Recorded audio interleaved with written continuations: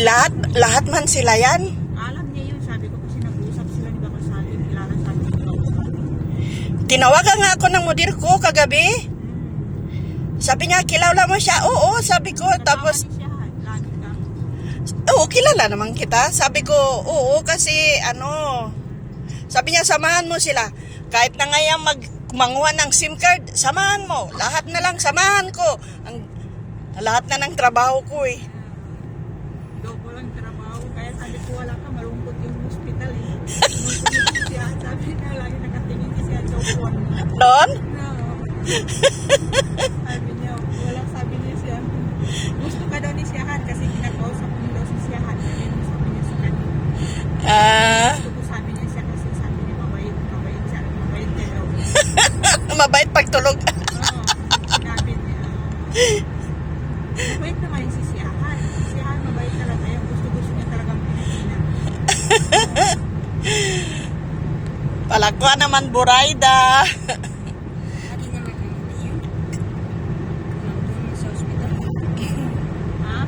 Ano pa YouTube? Tapi Facebook. Aywa. Sawi sa digba. Sawi friends. Karim, malum Karim? Aywa. Ana jib inta ba din isip ana. Kunti lang yung ngipin niya. Yuba. Pero si Dr. Salim. Punta ka na doon. Hindi kasi mo, spoiled brat yun eh. Sabi ni Yasmin, kilala daw nila ako. Si Jasmine, at saka si Aida. Napapuno sila ng ngipin. Nakita ka daw nila. Baka iba yun. Iba yung Jasmine na kilala ko rin sa Burayda na taga Botolan. Magkakapatid yung mga amo na. Oo. Kasi sinamahan ko rin. Si Aida. Sinamahan mo daw si Aida. Picturing. Oo. Natid mo din si Aida doon sa buwan sabi. Sa Burayda? Hindi. Yan sa kay sino. Ayan, hindi ko na alam. Sa kay Doktor Sali ba? Baka nga. Pinapasok mo daw sinamahan. Oo, sinasamahan ko lahat sila kasi nga tumatawag sa akin yung mga amo nyo. Sabi ko yan ang trabaho niya, sabi ko. Kaya sabi ko, tinatanong ni siya, kita niya kung anong trabaho mo. Sabi niya, tinitingnan niya, sabi niya yung pasok labas. Tumawa tuloy ako. Kaya sabi niya, nakaupo lagi siya kasi tinitingnan niya yung lumalabas, tinitingnan niya yung pumapasok. Ano ba ang trabaho mo? Ito naman bata, kalikot naman lang. Tinatanong niya pala. Oo. Ano daw ang trabaho mo daw? Bakit nakaupo ako palagi? Kaya yun, sabi niya, kaya nakaupo ka daw kasi tinitingnan mo yung dumarating at saka lumalabas. Yun daw ang trabaho mo. Anong sabi ni...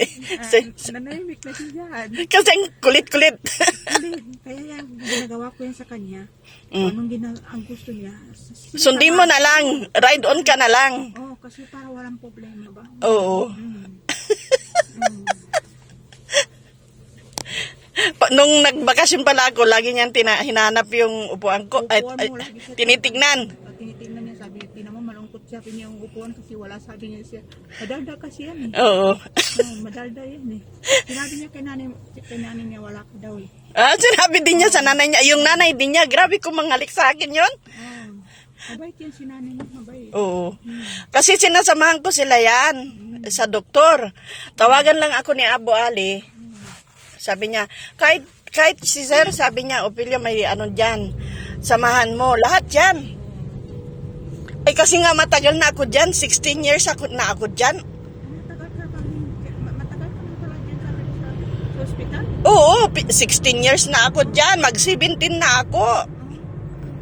Matagal na ako dyan. Ang ganda, oh. Matagal na ako dyan.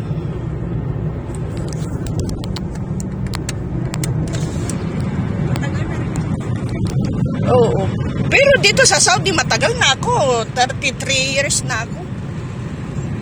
Pero dito na ako nagtagal sa Onaisa. Dito sa Onaisa, may 2000, halos na ako dyan, 21 years.